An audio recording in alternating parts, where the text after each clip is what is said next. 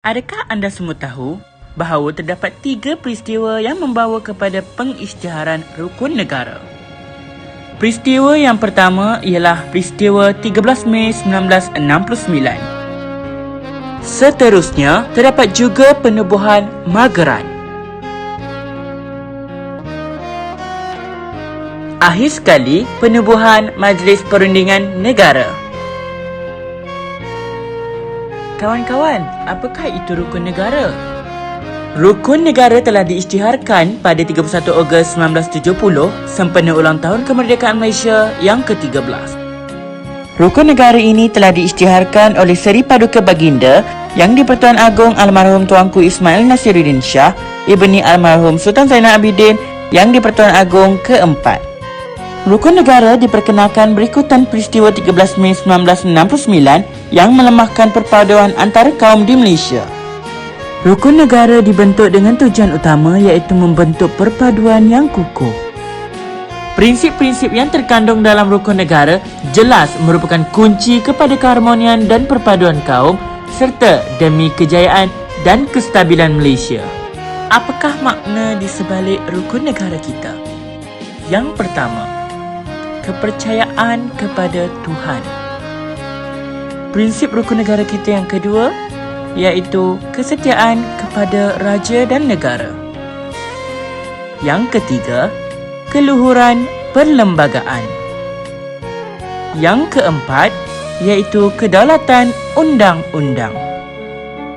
Dan yang kelima, kesopanan dan kesusilaan. Seterusnya, marilah kita sama-sama menghayati kepentingan rukun negara. Perkara pertama, ideologi kebangsaan.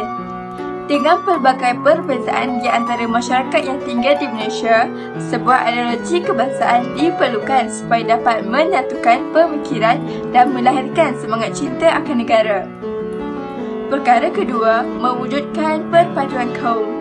Setiap warga negara perlu mendukung cita-cita dalam membentuk satu negara yang bersatu tanpa mengira perbezaan kaum dan kepercayaan masing-masing. Sikap hormat menghormati harus diamalkan dalam masyarakat. Perkara ketiga, memelihara cara hidup demokratik.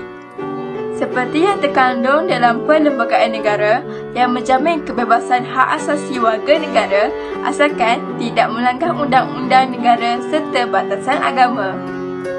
Perkara keempat, keadilan menjadi tunjang. Setiap anggota masyarakat mempunyai peluang dan ruang yang sama untuk menikmati perolehan dan kekayaan negara. Begitu juga dengan hukuman yang sama rata terhadap pelaku jenayah yang melanggar undang-undang negara. Jadi, terdapat beberapa kaedah penghayatan untuk rukun negara yang boleh diterapkan berlandaskan prinsip rukun negara. Kepercayaan kepada Tuhan. Warga negara Malaysia hendaklah menghayati kepercayaan agama masing-masing. Warga negara Malaysia juga hendaklah berpegang teguh pada suruhan agama. Kesetiaan kepada raja dan negara. Warga negara Malaysia hendaklah setia dan mentaati ketua negara dan juga pemimpin negara. Jangan melakukan tindakan yang boleh dianggap sebagai menderhaka kepada raja dan negara seperti menyebarkan maklumat yang boleh menjejaskan imej negara. Keluhuran perlembagaan. Warga negara Malaysia hendaklah menghormati perlembagaan persekutuan. Sebarang tindakan hendaklah selaras dengan kedudukan perlembagaan. Kedaulatan undang-undang. Warga negara Malaysia hendaklah mematuhi undang-undang negara. Warga negara Malaysia juga hendaklah mematuhi peraturan-peraturan yang telah ditetapkan. Kesopanan dan kesusilaan.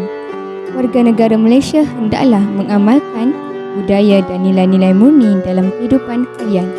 Sebagai contoh, menyayangi ahli keluarga, jiran tetangga, harta awam dan alam sekitar.